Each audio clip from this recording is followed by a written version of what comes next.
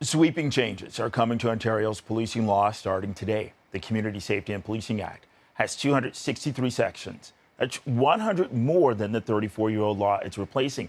And one of the changes gives police chiefs power to suspend officers without pay in some circumstances. Under the old Police Services Act, officers could only be suspended without pay if they were both convicted of an offense and sentenced to prison. And for more on this, we turn to CTV's public safety analyst and former OPP Commissioner Chris Lewis. Chris, good afternoon, and thank you for joining us.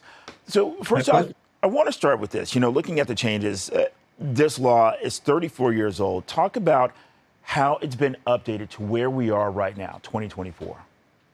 Well, it's really the first big changes of any significance in 50 years. I joined policing in '78, and it really hasn't changed much until now.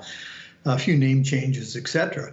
But this is fairly significant in terms of an overhaul, particularly issues like the issue around the ability to suspend officers without pay, which carried on in some cases for years, where officers and their lawyers just kept stalling, ultimately till they could reach a retirement age and then go. So that's changed. But however, chiefs still need to be very judicious in how they suspend and for what reasons, knowing that in those cases, those officers won't receive pay. So there's some challenges around that. A lot of clarity you brought forward in terms of power of boards to direct police chiefs. There's still still ambiguous in some respects, but there is more clarity to it because it's always been a kind of a difficult situation. More training for officers around some common concerns around racism and human rights and diversity, issues like that.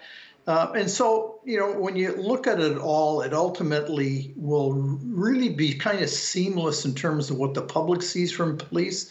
But from an oversight, complaints, and a few other perspectives, there will be significant change.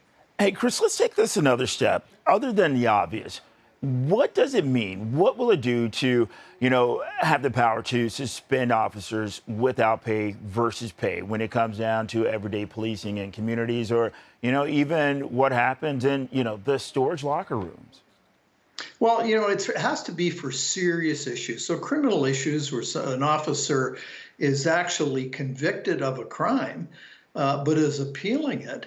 And ultimately may or may not ever get his or her job back, but will carry on for years under that appeal process while getting full pay. That's never been fair to the other officers that are carrying that officer, or to the public, or any victims that might be involved. So that was a significant public trust issue that the chiefs were screaming for many years, and finally got that. It won't be for an officer that's late for court or shows up and hadn't shaven, or those little disciplinary issues. This is for big stuff that is very significant, and it never made sense for officers to sit at home for years on full pay. Okay, and Chris, we're talking about 100 more sections, so 263 sections. How does this update actually reflect the communities? Well, it really reflects the communities in a way that the boards and their training is very important. And there's always been a lack of real consistency around that.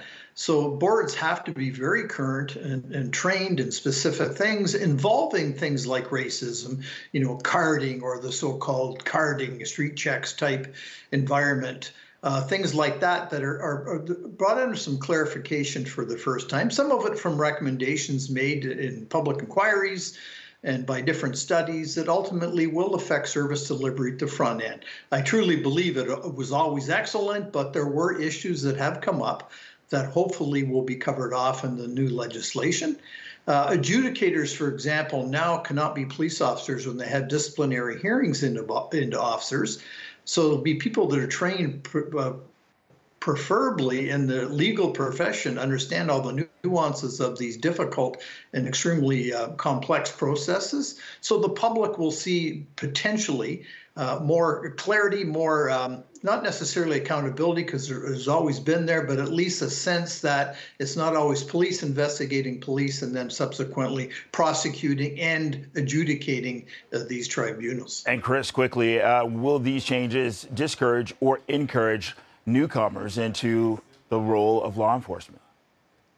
I think it will continue to encourage. I mean, there's been some tough years for a variety of reasons. I don't think this is going to discourage anyone. It's going to continue to make police even more professional and organizations really with having more kind of accountability and clarity to governing bodies. It's none of it's bad, all of it's good. So why would that discourage anybody from wanting to be a police officer? All right, Chris Lewis, ETV's public safety analyst and former OPP commissioner. Thank you for your insight this afternoon. Thank you. Anytime.